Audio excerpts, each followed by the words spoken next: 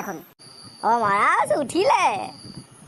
হয় সেনাপতি উঠিলো যোৱা তুমি মোলে চাহ একাপ লৈ আগে যোৱা একে গুচাই নাখাব না ফালি বাপেৰ লগত ধেমালি কৰিবলৈ যাওঁ আমি চৰি ডেড চৰি ইংলিছ ক'ব লাগিছো অসমীয়াত অসমীয়া ভাষাটো কি পাহৰি গ'লি নি অ ক্ষমা কৰিব দেউতা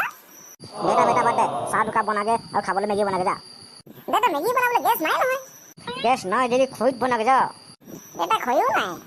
আৰে খৰি নাই যদি ইলেক্ট্ৰিকটোত বনাগে যা দেউতা আমি পাহৰি গ'ল নেকি যে আমাৰ কালিৰ পৰা লাইট নাই বুলি অ তেন্তে কি কৰা যাব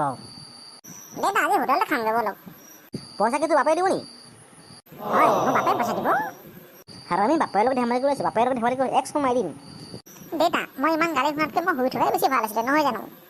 তেন্তে তই মৰি যা দেউতা মই মৰি গ'লে আপোনাৰ পৰিয়াল কেনেকৈ আগবাঢ়িব